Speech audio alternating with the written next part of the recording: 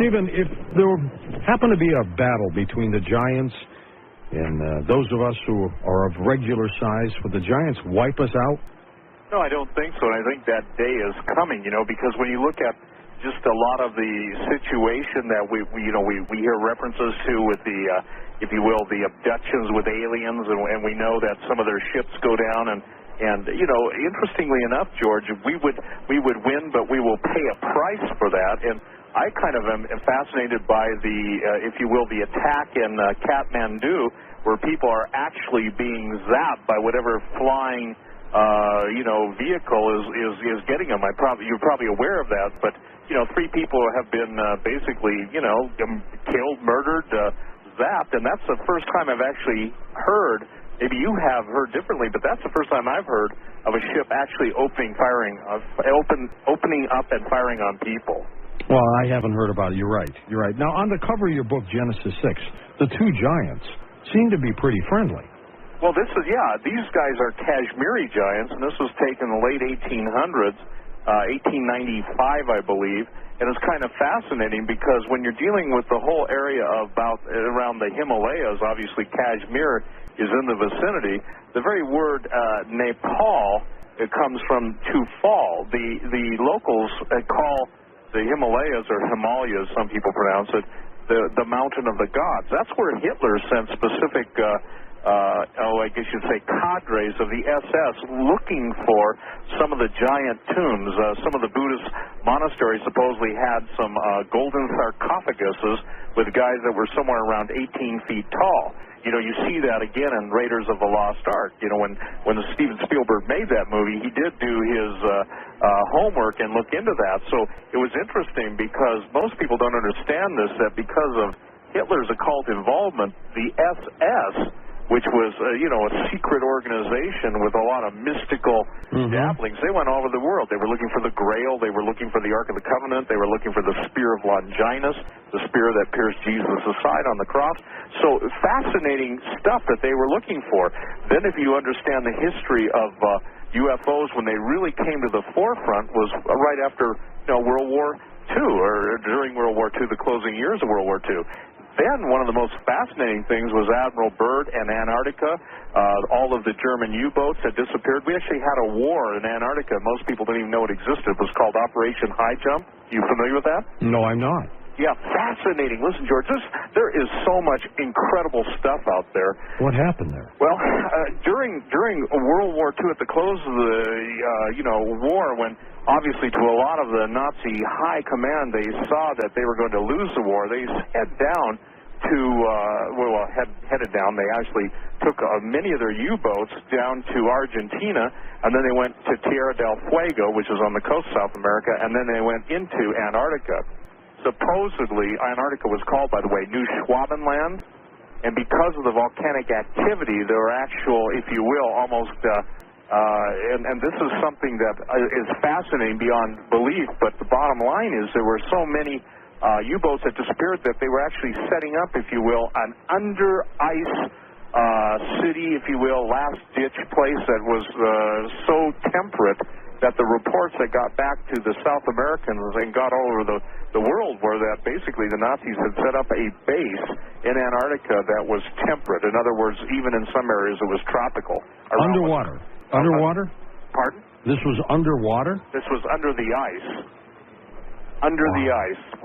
And this, if someone wants to go on the internet and look this up, it's Operation High Jump, or you can go to Cyberspace Orbit and type it into their search engine. It's one of the most fascinating, overlooked stories of World War II. Interestingly enough, too, Byrd talked about encountering flying saucers, etc. Well, there's no doubt about that, and I've seen accounts on that. Right. So what I'm saying is you're asking me a question. I believe we're coming to that time where there will be another battle. Let me give you a good example, okay, how the ancient will reflect the future. In the ancient Greek mythology, there was the offspring of the chimera were the harpies. You've probably seen some of the, Hollywood movies where they have these like huge creatures with bird-like bodies and the heads of women. The Norse legend, the equivalent were the Valkyries, okay? Obviously, Wagner's Charge of the Valkyries, very famous piece of music. But in Revelation 9, 8, and 9, it says the Great Tribulation period, and it is talking about this. And they had hair as the hair of women, and their teeth were as the teeth of lions, and they had breastplates, as it were breastplates of iron. And the sound of their wings was the sound of chariots of many horses running to battle. And this is talking about the battle that's yet in the future.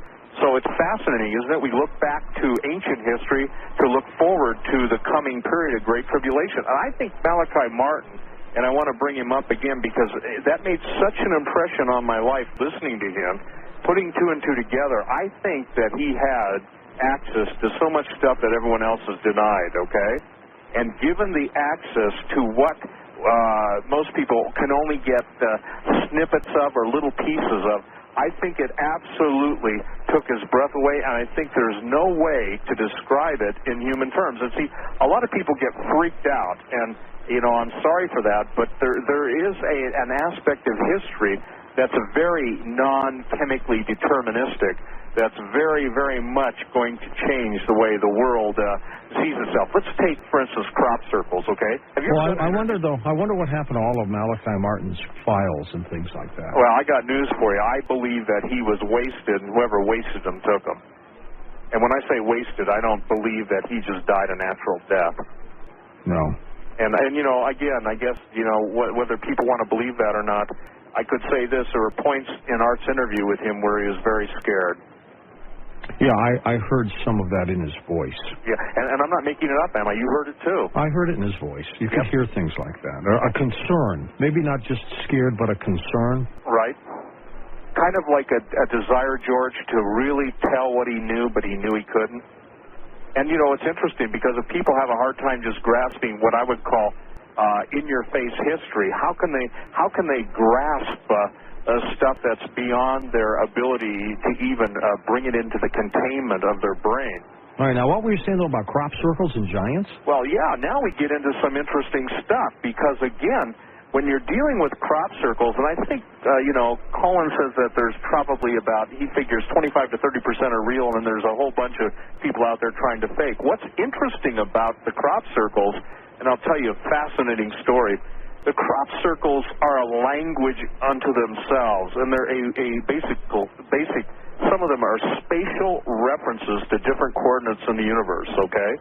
Now, in the Bible, the word stars can be substituted for angels, okay? 7 stars, which are 7 angels. All right. And it's fascinating that the crop circles, what I began to do a couple of years ago is to match up in a lot of the ancient writings. The angels have, like your signature and my signature, they have more like symbols. They're not hieroglyphics, but it's fascinating that there's basically a vocabulary, and there's a whole story that's being told. Let's say, for instance, you're in you're in Paris, and and you wouldn't do this, but you write your name on a place, okay?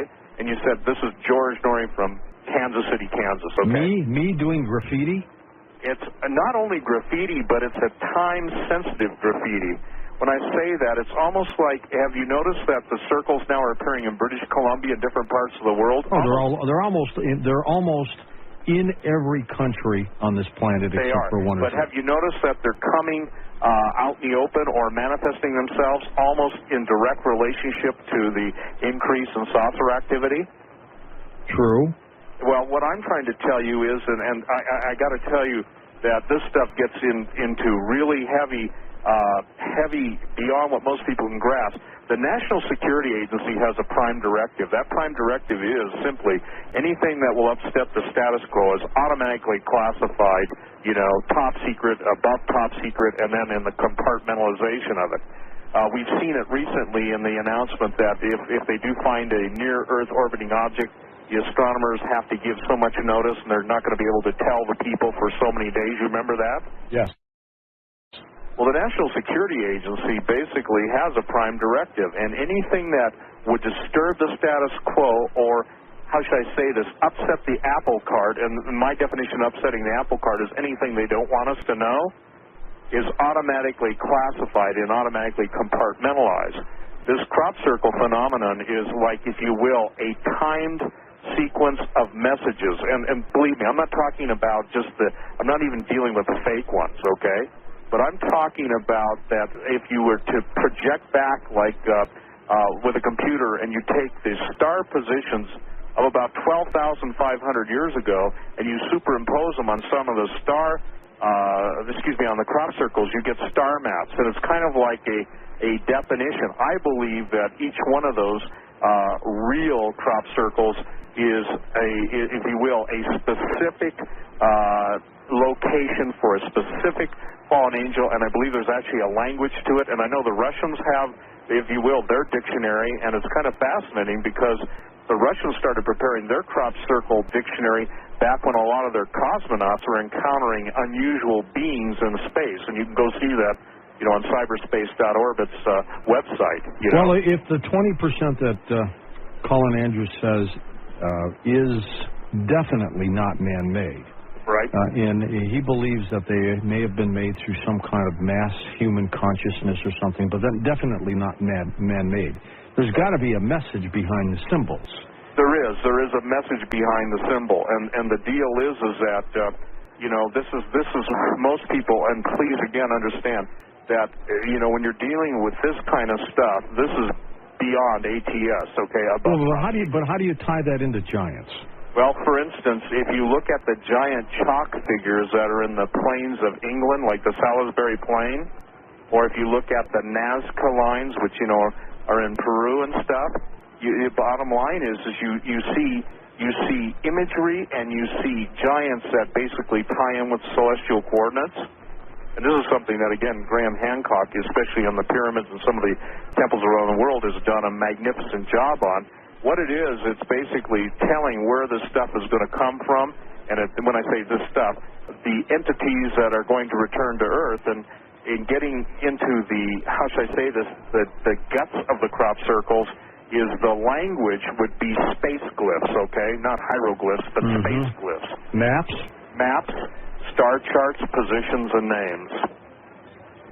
And I think they're timed, and I don't know how and please, there's so much I don't know, but what I'm saying is it's fascinating that you cannot get away from the supernatural intelligence of these guys. Again, when you're dealing with the epic, the Indian Vedas and the epics and the different stories, you're talking about things that are absolutely beyond fathoming, yet this thing was recorded, thousands of years ago in such detail.